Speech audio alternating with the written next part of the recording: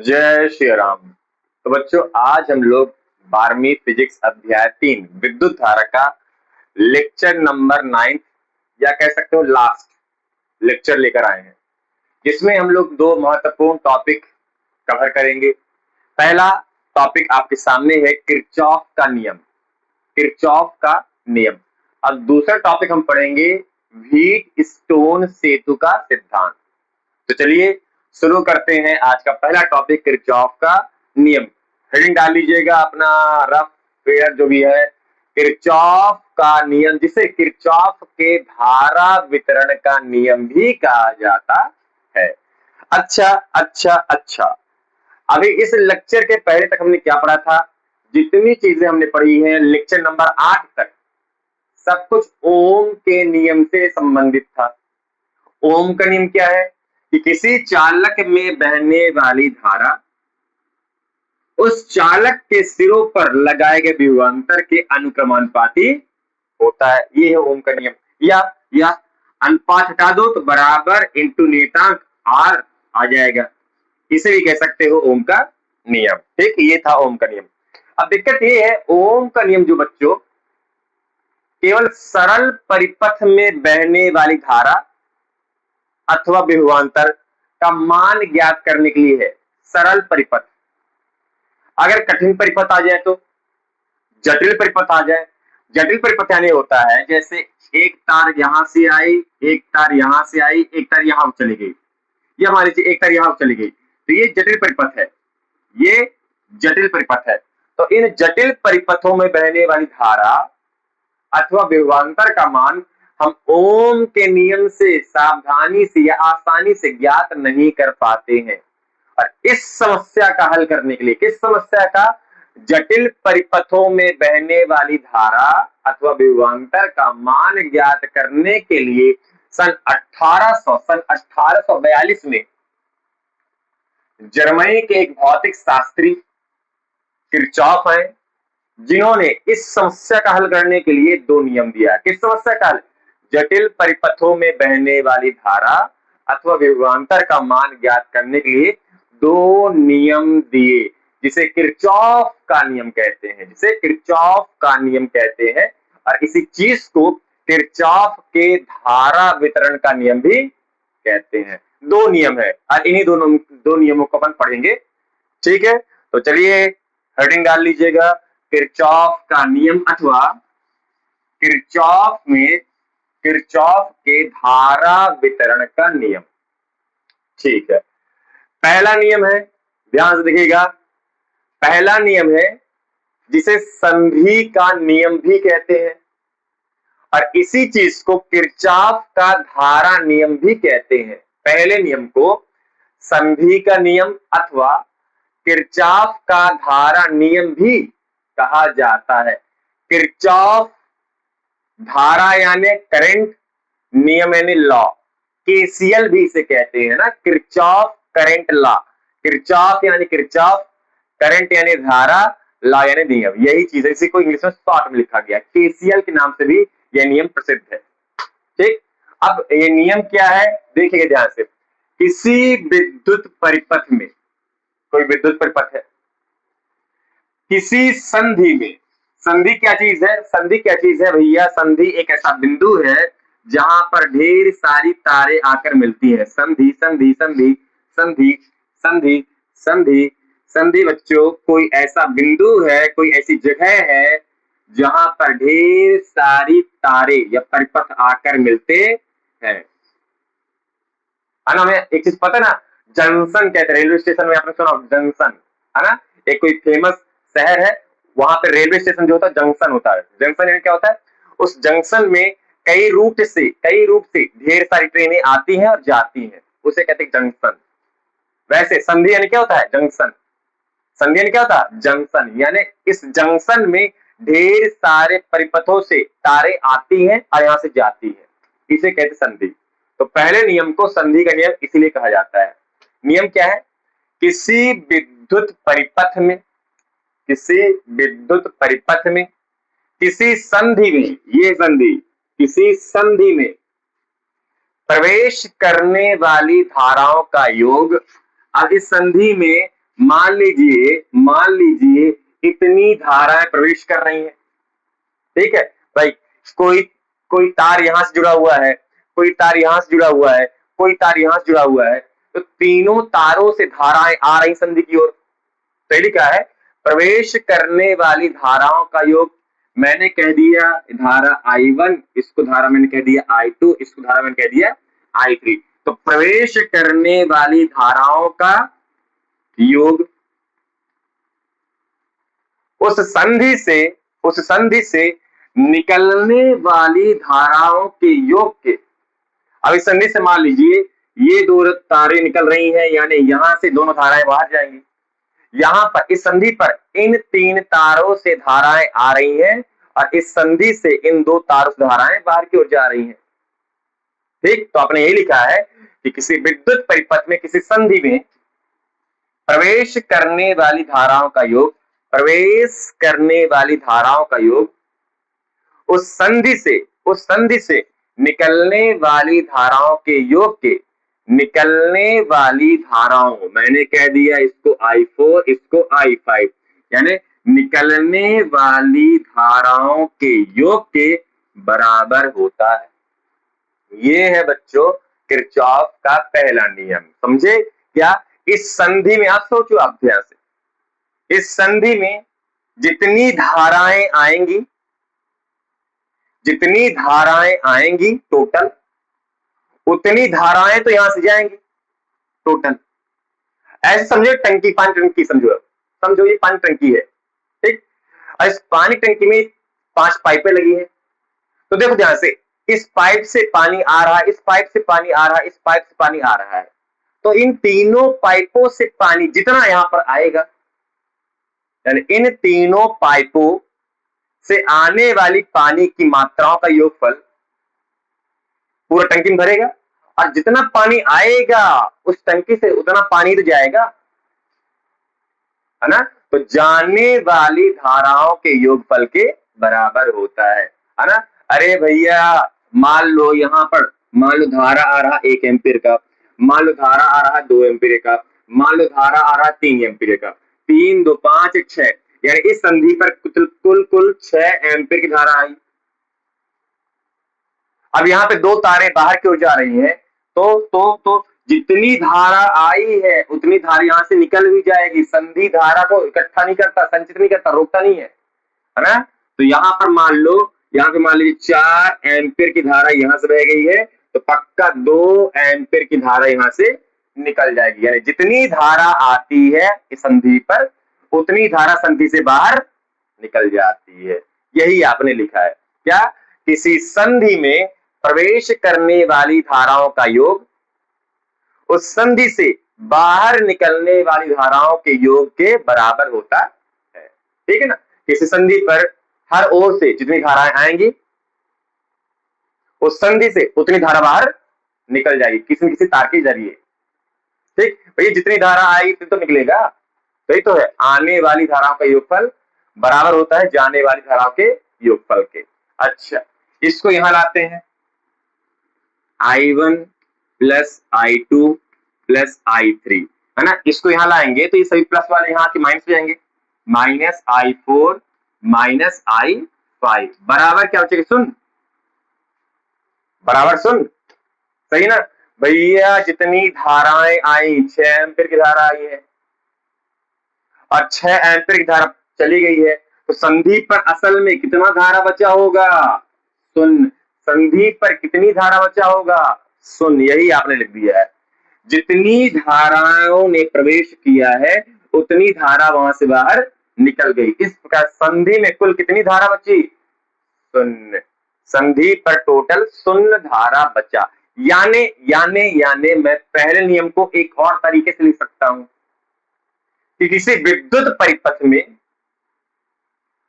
किसी संधि पर समस्त विद्युत धाराओं का योगफल, समस्त विद्युत धाराओं का बीजगणितीय योग शून्य होता है।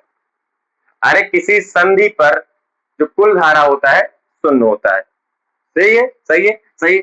इसी चीज को लिखा जा सकता है किसी किसी किसी किसी विद्युत परिपथ, किसी विद्युत परिपथ में संधि पर, अब संधि की बात हो रही है, संधि पर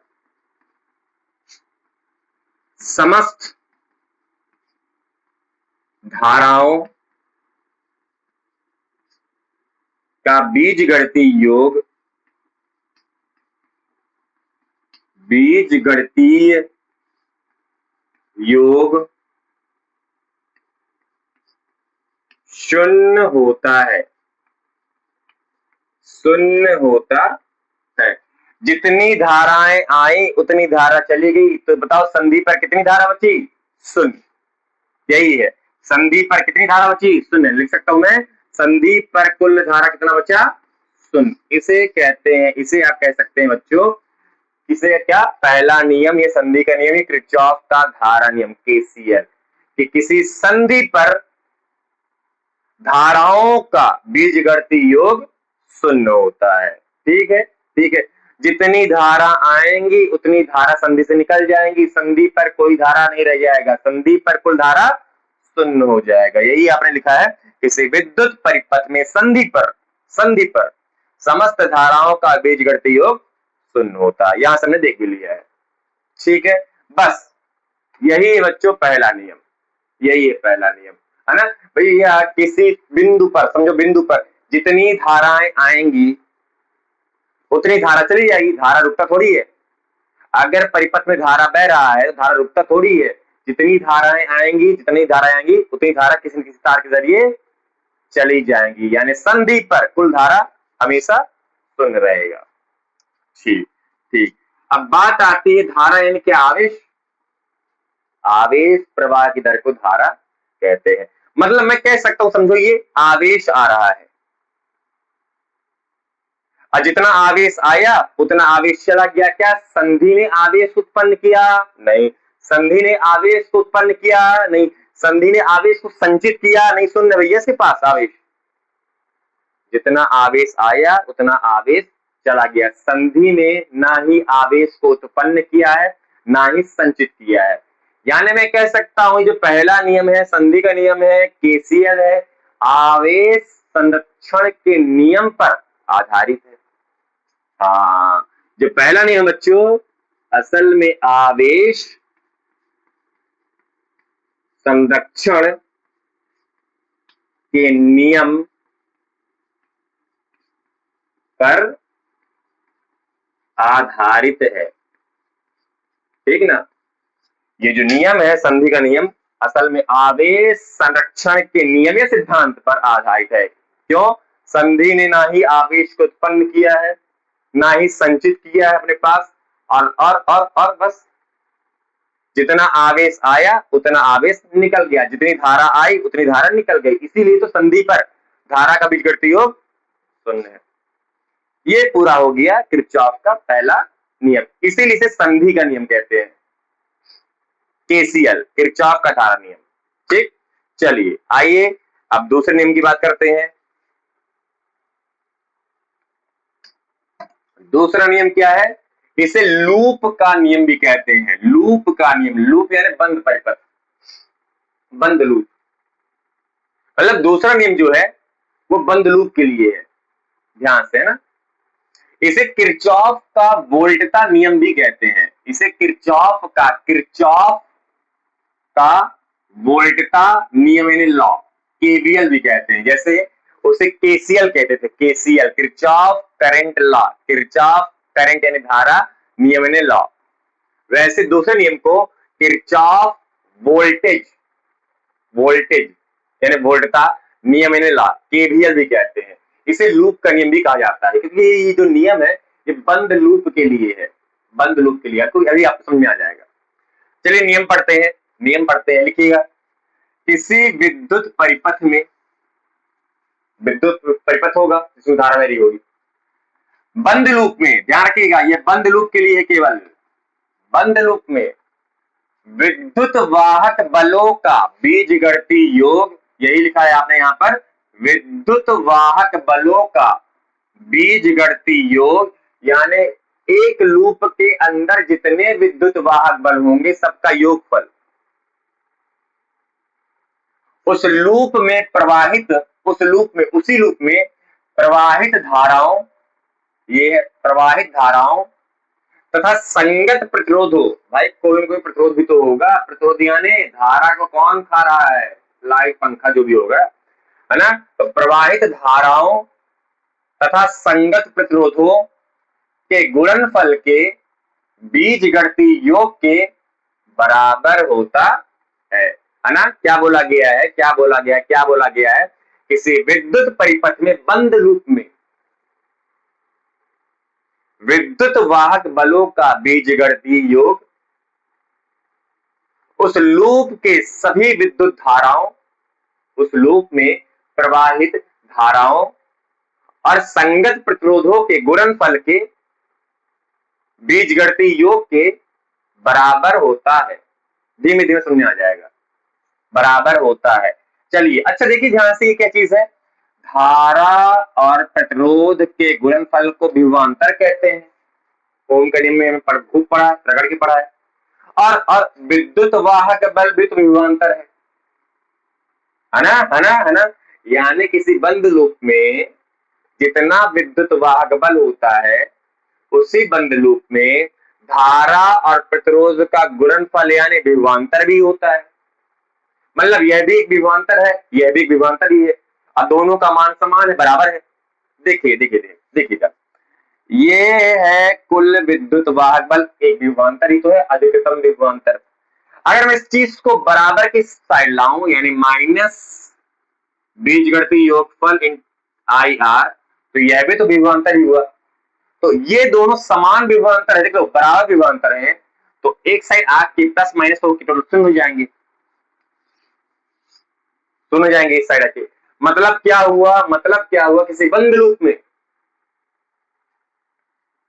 कुल विभवांतर, किसी बंद लूप में कुल विभवांतर या विभवांतरों का बीजगणितीय योग शून्य होता है। ऐसा नहीं ना हुआ भैया, कुल विभवांतर शून्य होता है। इसे भी आप कह सकते हो दूसरा नियम। देख लीजिए ध्यान, धारा धारा धारा धारा धारा संधि नियम में देखो, संधि नियम में जितनी धारा प्रवेश करती है उतनी धारा निकल गई, तो संधि के पास कुल धारा शून्य बचा। तो हमने लिखा ना इस बार कि कुल धारा यानी धाराओं का बीजगणितीय योगफल शून्य होता है। यानी मैं दूसरे नियम में लिख सकता हूं, किसी बंद लूप में सभी विभवांतरों का बीजगणितीय योगफल शून्य होता है।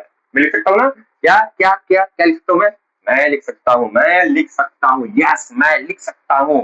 मैं क्या लिख सकता हूं, क्या लिख सकता हूं, क्या लिख सकता हूं, यहां पे लिखूं, यहां पे लिखूं, यहां पे लिखूं, क्या, किसी विद्युत परिपथ में, किसी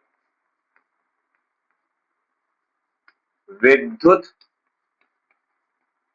परिपथ में, किसी विद्युत परिपथ में समस्त विभवांतरों का बीजगणितीय योग, बीजगणितीय योग क्या होता होगा, शून्य होता है। सही है, सही है, एकदम सही है ना। ये भी तो विद्युत वाहक बल, ये विभवांतर है, ये विभवांतर है, एक साइड आ गया, कुल विभवांतर शून्य हो गया है। यानी किसी विद्युत परिपथ में बंद लूप में, अरे राम राम राम, एक चीज मिस रह गया, बंद लूप में, पूरी कहानी केवल बंद लूप के लिए, पूरी कहानी केवल बंद लूप के लिए। किसी विद्युत परिपथ में बंद लूप में समस्त विभवांतरों का बीजगणितीय योग शून्य होता, बंद लूप के लिए में, बंद लूप में समस्त विभवांतरों का बीजगणितीय योग शून्य होता है, शून्य होता है, शून्य। अभी दिखाएंगे, अभी दिखाएंगे, अभी दिखाएंगे, आराम से निश्चिंत रहिए। अभी ये चीज कैसे आया होगा, या कैसे कैसे कैसे कैसे कैसे कैसे दिखाएंगे। अभी पहला नियम उतना ही है, दूसरा नियम थोड़ा थोड़ा थोड़ा ये है, और थोड़ा सा और बचा एक चीज, जैसे एक चीज और नोट कर लीजिए, फिर उसको और समझाते हैं अच्छे से। जैसा मैंने कहा था, पहला नियम आवेश संरक्षण के नियम पर आधारित है,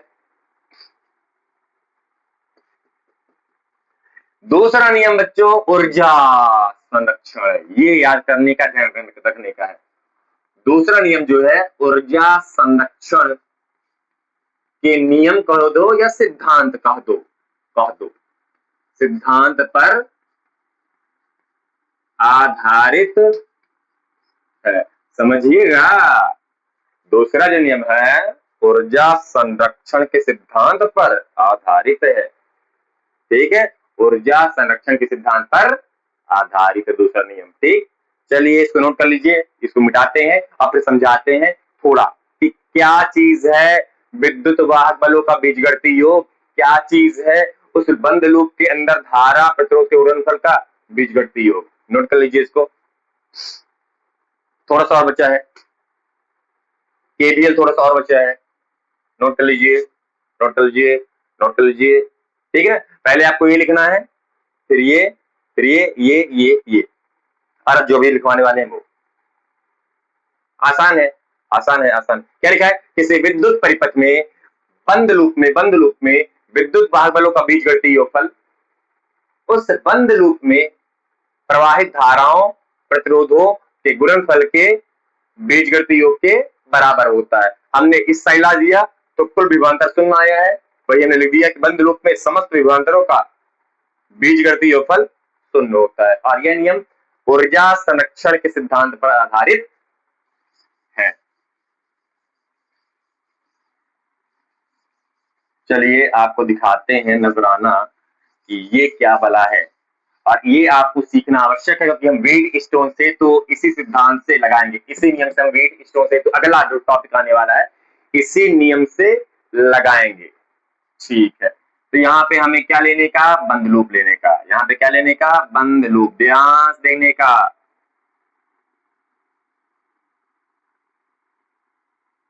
ध्यान से देखने का,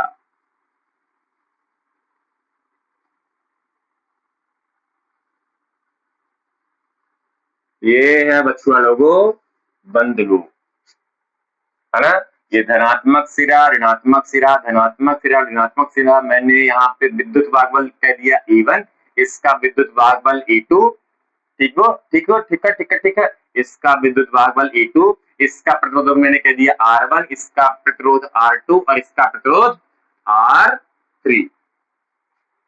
हमें पता है धनात्मक सिरे से धारा प्रवाहित होती है, तो इस ओर बहने वाली धारा को मैंने कह दिया I1, धनात्मक सिरे से यानी इस ओर बहने वाली धारा को मैंने कह दिया I2।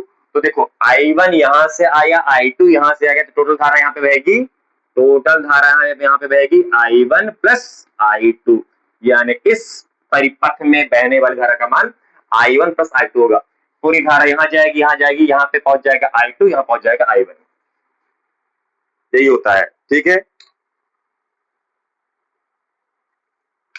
अब ध्यान सुनिएगा नियम कानून, ध्यान से सुनिएगा नियम कानून, ध्यान से सुनिएगा नियम कानून, ध्यान से, ध्यान से, ध्यान से। बच्चों ये सेल है, धनात्मक सिरा, ऋणात्मक सिरा। जब हम इस ओर जाएंगे, ध्यान से देखिएगा, नियम है, नियम है, नियम चिन्हों का नियम है कि हम विद्युत वाहक बल को कब धनात्मक लेंगे, कब ऋणात्मक लेंगे। नियम ध्यान से देखिएगा, जब हम धनात्मक सिरे से ऋणात्मक सिरे की ओर जाएंगे, यानी किस ओर जा रहे हैं, ऋणात्मक सिरे की ओर जाएंगे, तो विद्युत वाहक बल को ऋणात्मक लेंगे। अपन किस ओर जा रहे हैं, ऋणात्मक सिरे की ओर जा रहे हैं, धन से ऋण की ओर जा रहे हैं ना, ऋण की ओर जा रहे हैं, तो विद्युत वाहक बल को ऋणात्मक लेंगे। सेल का कुछ विद्युत वाहक बल होगा तो जो चिन्ह हम लेंगे, जिस ओर जा रहे हैं उस चिन्ह को लेंगे। अब अब अब अब अब मान लो ये माइनस है, ये प्लस है, मान लो हम लोग बंद लूप की बात कर रहे हैं, बंद लूप में हम ऋणात्मक सिरे से धनात्मक सिरे की ओर जाएंगे, तो इस सेल का जो विद्युत वाहक बल हम लेंगे वो क्या होगा, धनात्मक होगा, ठीक। यानी जिस ओर जाएंगे, अगर ऋणात्मक सिरे की ओर जाएंगे, ऋणात्मक सिरे की ओर जाएंगे तो विद्युत वाहक बल ऋणात्मक, धनात्मक सिरे की ओर जाएंगे तो विद्युत वाहक बल धनात्मक, ठीक है। प्लस से माइनस की ओर जाएंगे, माइनस की ओर जाएंगे तो ऋणात्मक होगा विद्युत वाहक बल, माइनस से प्लस की ओर जाएंगे प्लस की ओर जाएंगे तो विद्युत वाहक बल प्लस यानी धनात्मक होगा, यानी जिस ओर जाएंगे वही चिन्ह कहलाएगा उस विद्युत वाहक बल का। पहली बात। दूसरी बात, अब धारा और प्रतिरोध की बात कर लेते हैं। ये मान लीजिए धारा प्रतिरोध है R और धारा बह रही है यहाँ पे I। अगर मैं धारा की दिशा में जाऊंगा बंद लूप के अंदर, मैं देखो धारा इस दिशा में बह रहा है और अपन उसी दिशा में जा रहे हैं, तो अगर हम धारा की दिशा में जाएंगे तो बच्चों धारा और प्रतिरोध का गुणनफल जो होगा वो धनात्मक होगा। यही ना करना अपने को भैया, विद्युत वाहक बल लेना है, चिन्ह सहित लेना है, धारा और प्रतिरोध का गुणनफल लेना है, चिन्ह सहित लेना है। तो अगर मैं धारा की दिशा में जाऊंगा तो धारा और प्रतिरोध का गुणनफल धनात्मक होगा, अगर धारा की दिशा में जाऊंगा तो। और ये प्रतिरोध है और ये धारा है, ऐसे और मैं जा रहा हूं ऐसे। अगर मैं धारा की विपरीत दिशा में जाऊंगा, अगर मैं धारा की विपरीत दिशा में जाऊंगा तो धारा और प्रतिरोध का जो गुणनफल होगा बच्चों ऋणात्मक होगा। ठीक, तो यहाँ पे चार मुख्य बातें हैं। पहली बात क्या है, अगर मैं विद्युत वाहक बल की बात करूं तो अगर हम प्लस से माइनस की ओर जाएंगे तो विद्युत वाहक बल ऋणात्मक होगा। माइनस से प्लस की ओर जाएंगे तो विद्युत वाहक बल धनात्मक होगा। जिस ओर जाएंगे वही दूसरा इलेक्ट्रोड वाला चिन्ह विद्युत वाहक बल का होगा। ये था विद्युत वाहक बल। अब धारा और संगत प्रतिरोध की बात करें तो अगर मैं धारा की दिशा में जाऊंगा तो धारा और प्रतिरोध का गुणनफल धनात्मक होगा। अगर मैं धारा के विपरीत दिशा में जाऊंगा तो धारा और प्रतिरोध का गुणनफल ऋणात्मक होगा। ठीक, इतने से में अपना काम हो जाएगा। ठीक, इतने में से अपना काम हो जाएगा। ठीक, बहुत बढ़िया। तो अब पूरा आपको देखना है बंद लूप की ओर। अब पूरा आपको देखना है इस बंद लूप की। यहाँ पे धारा था I1 प्लस I2 और यहाँ पे प्रतिरोध था R3 और इसको मैंने नाम दे दिया भैया, ये है A B C D और ये है E और ये है F। ठीक, अब शुरू करते हैं।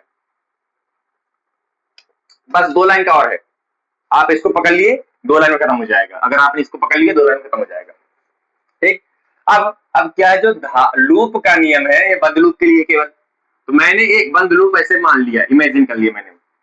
आप चाहे इस दिशा में ले सकते हैं बंद लूप या इस दिशा में ले सकते हैं, जो आपकी मर्जी है उस दिशा में आप ले सकते हैं। आंसर सेम आएगा, कोई दिक्कत नहीं है, जो टोटल आंसर आएगा वो सेम आएगा। ठीक है, तो मैंने लूप को ऐसे मान लिया कि मैं ऐसे जाऊंगा इस बंद लूप के अंदर, मैं इस डायरेक्शन में जाऊंगा, ऐसे जाऊंगा मैं बंद लूप के अंदर। ठीक, तो सबसे पहले हमें सभी विद्युत वाहक बलों का बीजगणितीय योग करना है। तो इस बंद लूप में कौन सा बंद लूप, पहला वाला A B C D A, बंद लूप में केवीएल लगाते हैं, किरचॉफ वोल्टेज लॉ लगाते हैं। देखिए ध्यान से, A B C D A, इस बंद लूप में अगर मैं किरचॉफ का दूसरा नियम लगाऊं, केवीएल लगाऊं, लूप का नियम लगाऊं, तो क्या होगा, सबसे पहले हमें विद्युत वाहक बल देखना है। देखिए ध्यान से, 2 सेल हैं, या इस बंद लूप में मुझे 2 विद्युत वाहक बल मिलेंगे। कौन कौन से, E1 और E2, है ना। इस पूरे लूप में मुझे 2 विद्युत वाहक बल E1 और E2 मिलेंगे। अच्छा, यहां पर देखिए मैं इस डायरेक्शन में जा रहा हूं, यानी मैं इस डायरेक्शन में जा रहा हूं, मैं यानी मैं माइनस से प्लस की ओर जा रहा हूं, यानी E1 धनात्मक होगा। अगर हम प्लस की ओर जाएंगे तो विद्युत वाहक बल धनात्मक होगा। फिर और दूसरा विद्युत वाहक बल कौन है, ये, यानी मैं इस डायरेक्शन में जा रहा हूं, यहाँ पे इसके पास वाला डायरेक्शन ये है। तो देखिए ध्यान से, E2 प्लस से माइनस की ओर, यानी मैं माइनस की ओर जा रहा हूं, तो माइनस की ओर जा रहा हूं यानी E2 यानी दूसरा विद्युत वाहक बल ऋणात्मक होगा। माइनस की ओर जा रहा हूं, माइनस की ओर जा रहा हूं तो विद्युत वाहक बल ऋणात्मक होगा। अब इस बंद लूप में और कोई विद्युत वाहक बल है क्या? नहीं, E1 और E2 था। हम किस डायरेक्शन में गए? प्लस डायरेक्शन में गए तो E1 आया प्लस, और फिर बंद लूप बंद लूप बंद लूप बंद लूप बंद लूप, ये दूसरा में E2 मिला। E2 में हम माइनस डायरेक्शन की ओर गए तो विद्युत वाहक बल हो गया हमारा ऋणात्मक। ये है विद्युत वाहक बलों का बीजगणितीय योग। बराबर बराबर। अब हमको लेना है धारा और संगत प्रतिरोध का गुणनफल। चलिए चलिए फिर से देखते हैं यहाँ पे इस बंद लूप में। देखिए ऊपर से इस बंद लूप में प्रतिरोध और धारा यही है, और मैं इस डायरेक्शन में जा रहा हूं ऊपर, सही ना, ऐसे जा रहा हूं मैं। तो यहाँ पे I1 और R1 है, यहाँ पे धारा और संगत प्रतिरोध यानी उसी वाला लाइन का प्रतिरोध I1 और R1 है।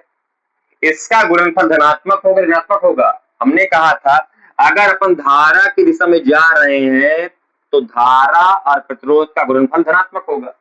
तो अगर मैं इस डायरेक्शन में जा रहा हूं और धारा भी इसी डायरेक्शन में है तो धारा और प्रतिरोध का गुणनफल धनात्मक होगा। ठीक, अब आगे बढ़े आगे बढ़े आगे बढ़े आगे बढ़े, और कहीं है और कहीं है और कहीं, हाँ यहां भी है धारा और प्रतिरोध। धारा I2 प्रतिरोध R2 का गुणनफल क्या होगा? भैया धारा इस डायरेक्शन में है, अपन इस डायरेक्शन में जा रहे हैं। धारा इस डायरेक्शन में है, अपन धारा के विपरीत दिशा में जा रहे हैं। धारा के विपरीत दिशा में धारा और प्रतिरोध का गुणनफल ऋणात्मक होगा। सही है, सही है। ये चीज है बच्चों किरचॉफ का वोल्टता नियम। किसी बंद लूप में विद्युत वाहक बलों का बीजगणितीय योगफल उस बंद लूप में प्रवाहित धाराओं संगत प्रतिरोधों के गुणनफल के योगफल के यानी बीजगणितीय योग के बराबर होता है। हाँ, चिन्ह आपको लेना पड़ेगा। ठीक ठीक ठीक, इसको हम दे सकते हैं समीकरण नंबर 1। नीचे हमने एक लूप बना रखा है ये, और इस पर मैंने एक लूप सेट कर लिया इस डायरेक्शन में। आप कोई भी डायरेक्शन ले सकते हैं, चिंता की बात नहीं है, आपको खाली चिन्ह का विशेष ध्यान रखने का काम बन जाएगा। मैंने कौन सा बंद लूप ले लिया? BEFCB, पूरा बंद लूप लेना है, पूरा बंद लूप BEFCB। क्या? बंद लूप BEFCB में KVL से, है ना, किरचॉफ वोल्टेज लॉ से। चलिए लगाते वही है। कुल विद्युत वाहक बल इस लूप में कौन कौन से विद्युत वाहक बल मिल रहे हैं? चलिए यहां से अपन चलना शुरू करते हैं। ये हमको विद्युत वाहक बल मिल गया E2।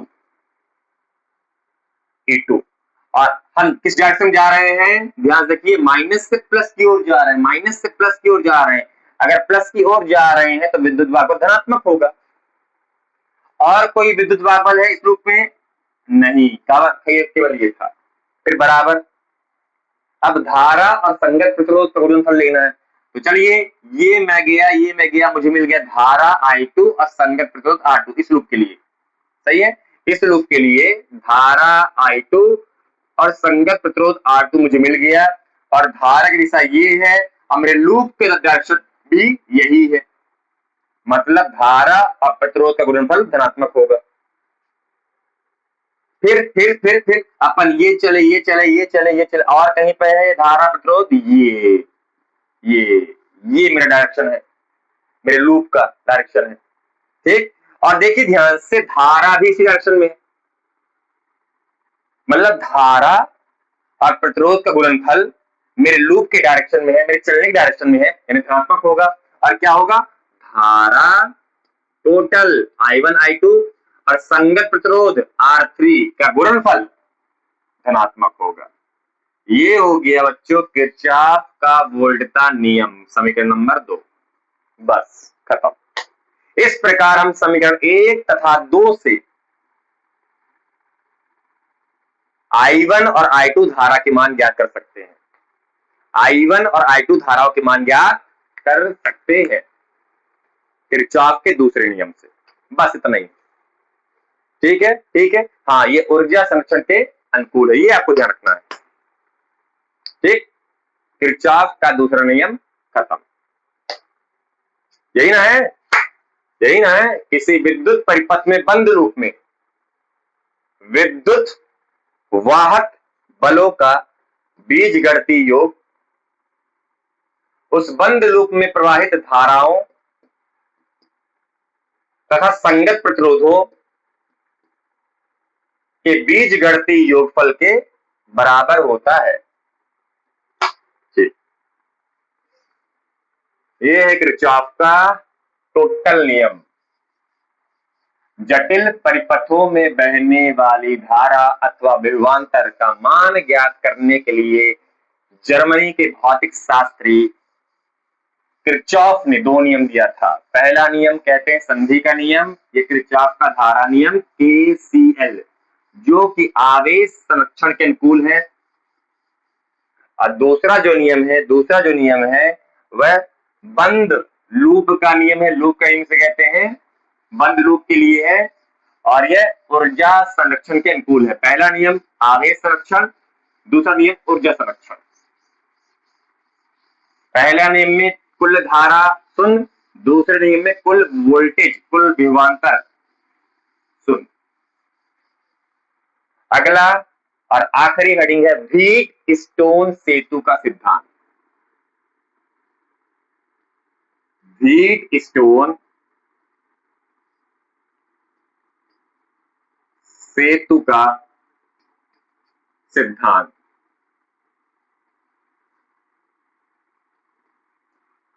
अब जैसे ही 1842 में किरचॉफ ने जटिल परिपथ यानी जहां पर ढेर सारी धाराएं यानी ढेर सारे परिपथ और ढेर सारे लूप आके मिल रहे हैं, उन जटिल परिपथों में बहने वाली धाराओं के विभवांतर का मान ज्ञात करने के लिए नियम दिया। उसी साल यानी 1842 में ही इंग्लैंड के भौतिक शास्त्री थे, उन्होंने इस प्रकार के जटिल परिपथों में प्रतिरोधों का मान ज्ञात करने के लिए सिद्धांत दे दिया। किरचॉफ ने धारा और विभवांतर का मान ज्ञात करने के लिए नियम दिया, और जैसे व्हीटस्टोन ने सुना कि अच्छा धारा का मान हम ज्ञात कर सकते हैं, जटिल परिपथों का धारा ज्ञात कर सकते हैं, तो इन्होंने जटिल परिपथों में प्रतिरोधों का मान ज्ञात करने के लिए नियम दे दिया, जिसे हम कहते हैं व्हीटस्टोन सेतु का सिद्धांत। कि अगर ढेर सारे प्रतिरोध हो तो उसका मान हम कैसे ज्ञात कर सकते हैं। चलिए अब इस सिद्धांत की बात करते हैं। ये है व्हीटस्टोन सेतु, देखिए ध्यान से।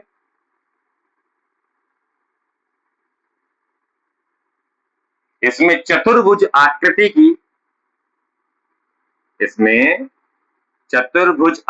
की 4 प्रतिरोधों को ऐसे अरेंज किया गया है। 4 प्रतिरोध, इसको हमने कह दिया प्रतिरोध R1, इसको मैंने कह दिया प्रतिरोध R2, इसको मैंने कह दिया प्रतिरोध R3, और ये हो गया R4। ठीक है। और बीच से अक्षर का नाम कर देते हैं भैया, A B C D। बीच से एक तार मैंने और खींच दी, इसमें भी आप प्रतिरोध लगा सकते हैं, कोई दिक्कत नहीं है, प्रतिरोध लगा सकते हैं, कोई दिक्कत नहीं है, ढेर सारे प्रतिरोध है। और इस पर मैंने एक धारा मापी लगा दी है। धारा मापी क्या चीज है, पढ़ेंगे, समय आए तो सही पढ़ेंगे। मैंने एक प्रतिरोध लगा दिया R5, किताब में नहीं लगा सकते, नहीं लगा सकते हैं, कोई दिक्कत नहीं है। समझ लीजिए यहाँ पे प्रतिरोध लगा हुआ है, मान लो किताबी भाषा में बात करते हैं। चलिए यहां भी कोई प्रतिरोध है, प्रतिरोध यानी मान लो यहाँ पे 4 बल्ब लगे हैं और एक बल्ब यहाँ भी लगा, मान लो 1 2 3 4 बल्ब लगे हैं और एक बल्ब यहाँ भी लगा है, साथ में यहाँ पे धारा मापी भी लगा है। धारा मापी क्या करता है, अल्प धारा का मान ज्ञात करता है। तो क्या बताता है धारा मापी, कि बताओ इस तार में कोई धारा बह रही है, धारा मापी ये चीज बताता है। अल्प धारा, बहुत ज्यादा धारा नहीं। धारा को मापने वाला यंत्र असल में अमीटर है, एमीटर।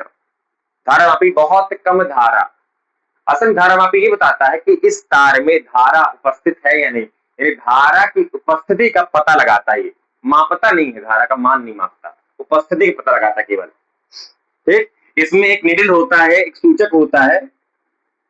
अगर इस तार में धारा बह रही है तो सूचक जो है डिफ्लेक्ट करेगा। जो सूचक है, जो निडल है, ऐसे डिफ्लेक्ट कर देगा। ठीक है, अगर इस तार में धारा बह रही है, धारा है, तो खाली निडल क्या बता रहेगा, इस निडल क्या हो जाएगा, जो सूचक है थोड़ा विक्षेपित हो जाएगा, यानी इस तार में धारा है। यानी धारा मापी धारा की उपस्थिति का पता बताता है कि हाँ इसमें धारा उपस्थित है। ठीक ठीक ठीक, तो ये 4 प्रतिरोध हैं। तो इन दोनों भुजाओं के बीच मैंने एक धारा मापी लगा दिया, और मान लीजिए इसमें एक बल्ब भी लगा है, एक बल्ब भी लगा है। ठीक, और फिर जो बची दो भुजाएं हैं, उन दोनों भुजाओं के बीच मैंने एक सेल या बैटरी कनेक्ट कर दिया है, तभी तो पूरे परिपथ में धारा बहेगी और ये बल्ब जलेंगे। ये धनात्मक ऋणात्मक और इससे कुछ विभवांतर विद्युत विभाजन होगा। और ये पता है धारा बहने लगती है धनात्मक सिरे से ऋणात्मक सिरे की ओर, धनात्मक सिरे से ऋणात्मक सिरे की ओर धारा बहती है। इस प्रकार इसमें बहने वाली धारा अगर आई है, इसमें बहने वाली धारा कुल धारा आई है, तो यहां पर देखिए टोटल धारा 2 हिस्सों में बढ़ जाएगी। टोटल धारा 2 हिस्सों में बढ़ जाएगी। पहला हिस्सा मैंने कह दिया I1, दूसरा हिस्सा मैंने कह दिया I2। ठीक, अब मान लेते हैं कि इन प्रतिरोधों का जो व्यवस्था ऐसी की गई है, ऐसी व्यवस्था की गई है कि जितना धारा इस वाले लाइन में जाता है वो पूरी धारा यहां पहुंच जाता है। जबकि I1 धारा ऐसे ऐसे जाएगा तो उसको यहां भी जाना चाहिए, यहां भी जाना चाहिए। लेकिन देखा गया, ऐसी व्यवस्था की गई, ऐसा अरेंजमेंट किया गया कि जितनी धारा इस वाली भुजा में गई वो पूरी धारा यहां पहुंच गई, ना कि यहां पहुंची। पूरी की पूरी धारा बच्चों यहां पहुंची I1। हाँ, ये बात सही है।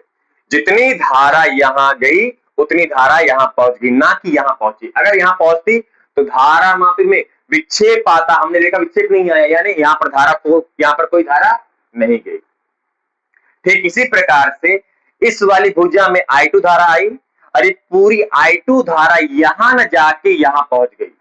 पूरी पूरी पूरी पूरी I2 धारा इस वाली भुजा में पहुंच गई। इस वाली भुजा में कोई धारा नहीं गई। अगर इस वाली भुजा में धारा जाती तो यहाँ पे धारा मापी लगा है, जो धारा की उपस्थिति का पता लगाता। इसके निडल में, इसके सूचक में विक्षेप आ जाता। विक्षेप नहीं आया, अर्थात इस वाले लाइन में कोई धारा नहीं गई। जितनी धारा यहां आई पूरी धारा यहां पहुंच गई, जितनी धारा यहां आई पूरी धारा यहां पहुंच गई। इसका टोटल धारा वापस हमें यहां मिल गई। ठीक, बैटरी से कुल धारा निकली और 2 हिस्सों में बढ़ गई। ये पहला हिस्सा पूरा यहां पहुंच गया, दूसरा हिस्सा पूरा यहां पहुंच गया, और टोटल फिर से यहीं पे धारा मिल गई। इस वाले लाइन पर कोई धारा नहीं गई। अगर जाती तो धारा मापी लगा है, धारा की उपस्थिति का पता लगाता, यानी निडल इसका विक्षेप कर देता। नहीं हुआ विक्षेप, यानी इस लाइन पर कोई धारा नहीं गई। ऐसे समझो ये 4 बल्ब है और एक 5वां बल्ब यहां भी लगा है। हमने ये देखा कि चारों बल्ब बैटरी से जैसे हम जोड़ा, चारों बल्ब जलने लगे, कि 5वां बल्ब नहीं जला। ऐसा देखा गया, प्रैक्टिकली देखा गया। और बच्चों इस स्थिति को जब पूरी धारा यहां पहुंच जाती है, पूरी धारा यहां पहुंच जाती है, यहां पर धारा का नामोनिशान नहीं है, इस स्थिति को सेतु की संतुलन अवस्था कहा जाता है। इस स्थिति को, किस स्थिति को, कि भैया जितनी धारा आई वो धारा 2 हिस्सों में बढ़ गई, और ये पूरा हिस्सा यहां पहुंच गया, दूसरा हिस्सा यहां पहुंच गया, इस वाले लाइन में कोई धारा नहीं गई। इस स्थिति को सेतु की संतुलन अवस्था कहा जाता है। ठीक, यानी जो व्हीट स्टोन सेतु के सिद्धांत है वह संतुलन अवस्था के लिए है, सेतु के संतुलन अवस्था के लिए। व्हीट स्टोन सेतु का सिद्धांत बच्चों सेतु संतुलन की अवस्था में लगा सकते हैं आप। चलिए सिद्धांत लिखते हैं। क्या सिद्धांत? सेतु की संतुलन अवस्था में, ठीक है, ठीक है, इसे कहते हैं संतुलन की अवस्था। जितनी धारा इस वाली भुजा में गई उतनी धारा पूरी यहां पहुंच गई, यहां पर कोई धारा नहीं गई। ठीक इसी प्रकार जितनी धारा इस भुजा में गई पूरी धारा यहां पहुंच गई, यहां पर कोई धारा नहीं गई। कैसे पता? धारा मापी से पता, कोई विक्षेप नहीं आया। इस स्थिति को, इस अवस्था को सेतु की संतुलन अवस्था कहा जाता है। यानी व्हीट स्टोन सेतु इस अवस्था पर आप अप्लाई कर सकते हैं। जब सेतु की संतुलन अवस्था में, अब सिद्धांत लिखते हैं, सेतु की संतुलन अवस्था में दो संलग्न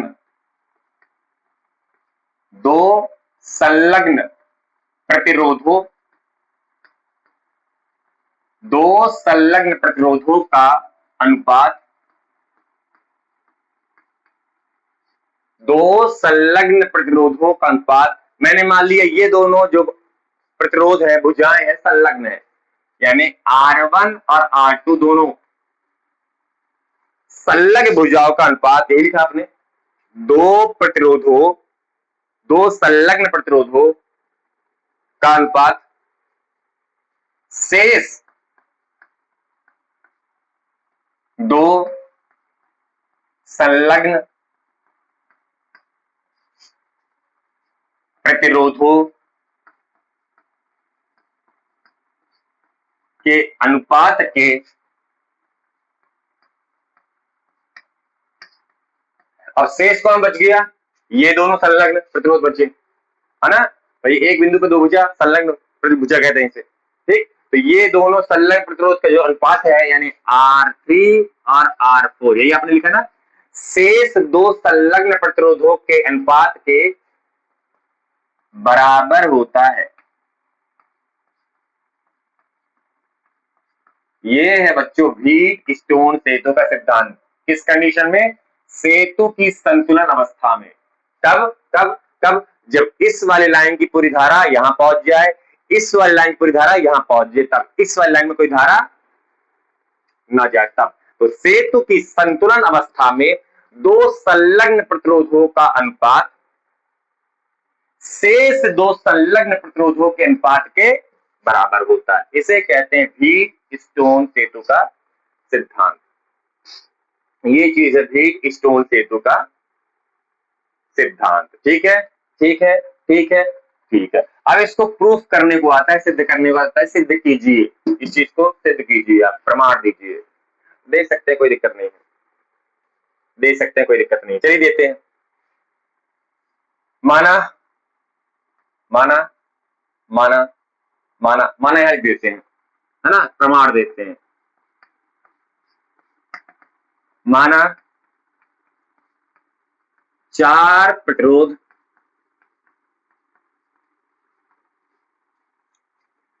R1, R2, R3 व R4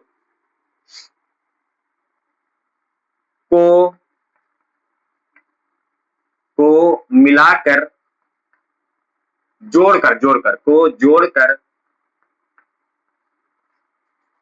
चतुर्भुज आकृति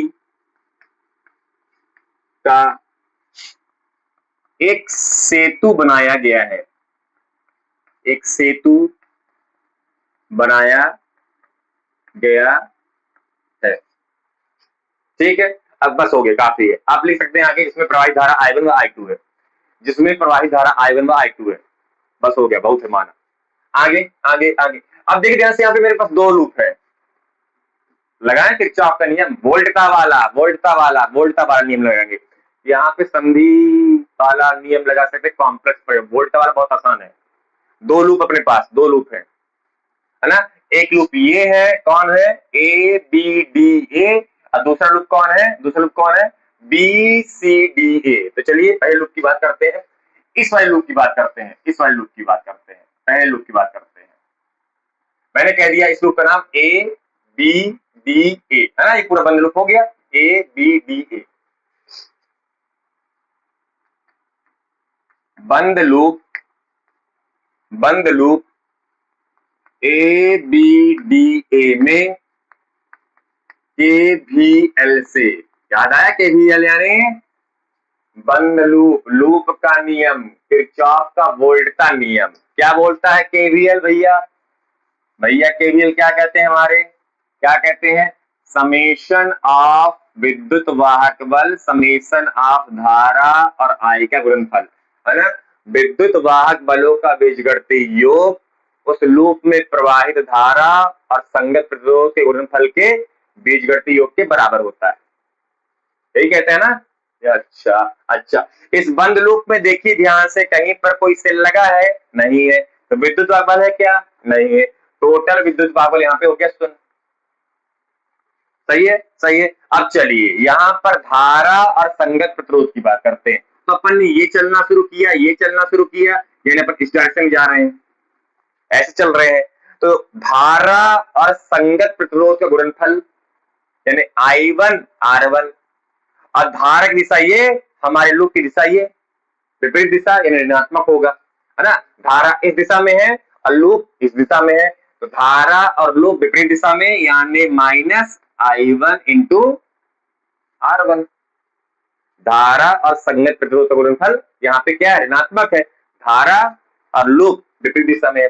फिर ये हमारा लूप है, ये दूसरा आ गया धारा और संगत प्रतिरोध यानी I2 इंटू R2। अगला है I2 इंटू R2, और चिन्ह देखिए, तो चिन्ह देखिए, हमारा डायरेक्शन ये है, ये हमारा डायरेक्शन ये है, तो बढ़िया। तो धारा भी इसी डायरेक्शन में है और हमारा लूप भी इसी डायरेक्शन में है, यानी धनात्मक होगा। सही है, धारा भी इसी डायरेक्शन में है, हमारा लूप भी इसी डायरेक्शन में है, धारा और प्रतिरोध का गुणनफल धनात्मक होगा। अच्छा, इसको यहाँ पहुंचा दे तो ये भी धनात्मक हो जाएगा। I1 इंटू R1 बराबर I2 इंटू R2। मुझे क्या चाहिए? R1 बटे R2 चाहिए। R1 ये है, बटे R2 नीचे आ जाएगा, गुणा वाला भाग में पहुंच गया, बराबर क्या है यहाँ पे? I2 और I1 गुणा वाला यहाँ नीचे भाग पहुंच जाएगा I1। इसको मैंने कह दिया सर्किट नंबर 1। अब दूसरा लूप देखो, सभी लोग चित्र में देखें, हम लिख रहे हैं यहाँ पे बंद लूप, चित्र में देखें B C D B में। अब मैं लगाऊंगा फिर से KVL। क्या विद्युत वाहक बलों का बीजगणितीय योग प्रवाहित धारा संगत प्रतिरोध के गुणनफल के बीजगणितीय योग के बराबर होता है। अब मैं इस वाले लूप की बात कर रहा हूं, इस वाले लूप की मैं बात कर रहा हूं। शुरू करें। मैं यहां से चलना शुरू किया, यहां से चलना शुरू किया, यानी मैं इस डायरेक्शन में जा रहा हूं, धारा इस डायरेक्शन में, यानी इस बार धारा और प्रतिरोध का गुणनफल ऋणात्मक होगा। धारा ये, मेरा लूप ये, यानी I1 R3 ऋणात्मक है, I1 R3 ऋणात्मक है। सही है, सही है, सही है। फिर यहाँ पर ये नहीं है, ये नहीं है, ये कुछ नहीं है, यहाँ पे धारा ही नहीं है, धारा शून्य इंटू प्रतिरोध शून्य आ गया, तो ये लेने का आपको जरूरत ही नहीं है। आगे आगे आगे आगे ये डायरेक्शन हम जा रहे हैं, है ना, ये डायरेक्शन हमारा। तो धारा और संगत प्रतिरोध I2 into R4, I2 into R4, और हमारा डायरेक्शन, लूप का डायरेक्शन हमारा ये है, धारा डायरेक्शन भी वही है, यानी धनात्मक हो गया। अच्छा, इस लूप के अंदर कोई सेल या विद्युत वाहक बल है क्या? नहीं, शून्य, ऋणात्मक है ये, इसको यहां बुला लो, तो हो गया I1 R3, है ना, ये माइनस वाला यहाँ के प्लस हो गया, बराबर I2 R4। मुझे क्या चाहिए? R3 बटे R4। पहले देख लीजिए मुझे क्या चाहिए, R3 बटे R4 चाहिए मुझे। तो R3 जहां पे है वहीं पे लिखो R3, और बटे में पहुंच जाएगा R4, बराबर क्या है I2, और बटे में पहुंच जाएगा I1। समीकरण नंबर 2। अच्छा, ध्यान से देखिए समीकरण 1 और 2 को, आप समझ गए मैं क्या करने वाला हूं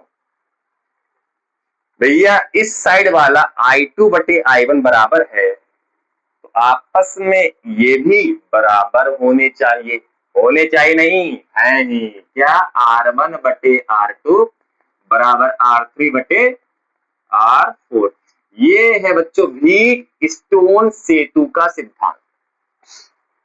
ये है व्हीट स्टोन सेतु का सिद्धांत। कैसे निकाल लिया हमने? यहाँ पर बंद लूप ले लिया, बंद लूप में केवीएल का नियम लगा दिया, यहां भी बंद लूप ले लिया, वहां भी हमने किरचॉफ का दूसरा नियम लगा दिया, और दोनों में हमने समीकरण को इक्वेट कर दिया। आ गया हमारा क्या आया है? सेतु की संतुलन अवस्था में दो संलग्न प्रतिरोधों का अनुपात शेष दो संलग्न प्रतिरोधों के अनुपात के बराबर होता है।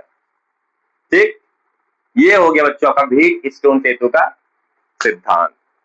ठीक है, ठीक है, ठीक। अब एक दो चीजें और है, इसी से संबंधित है, देख लीजिए एक बार। एक दो चीजें और हैं इससे संबंधित। अभी देखिए ध्यान से, मैंने क्या किया, इस वाली भुजा पर, यानी इसको विकर्ण कहते हैं ना, विकर्ण कहते हैं ना, सम्मुख बिंदु को मिलाने वाली रेखा विकर्ण है। यानी इस विकर्ण पर मैंने धारामापी लगाया है और इस विकर्ण पर मैंने सेल लगाया है। अगर मैं इस अरेंजमेंट को बदल दूं, यानी इस विकर्ण पर, सेल वाले विकर्ण पर मैं धारामापी लगा दूं और धारामापी वाले विकर्ण पर सेल लगा दूं, उल्टा कर दूं, तो भी व्हीट स्टोन सेतु के सिद्धांत में कोई प्रभाव नहीं पड़ेगा।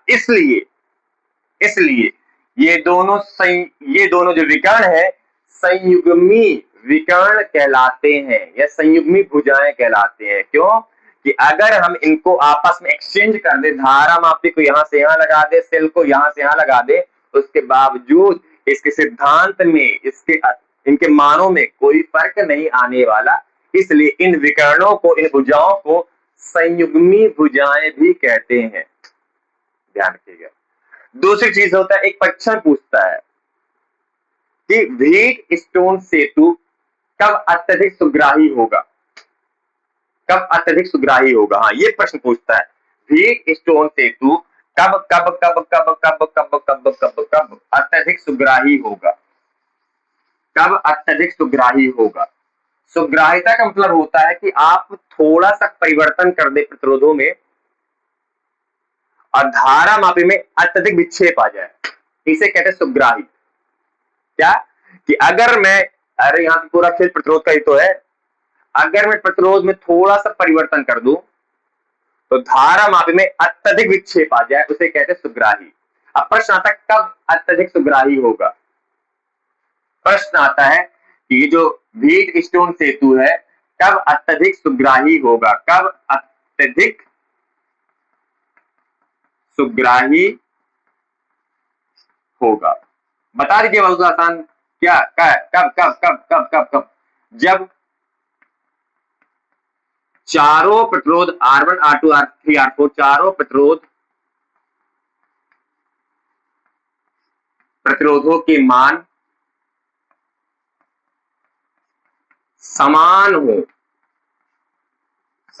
हो, यानी एक ही कोटि की हो, उस केस में यह सेतु अत्यधिक सुग्राही होगा।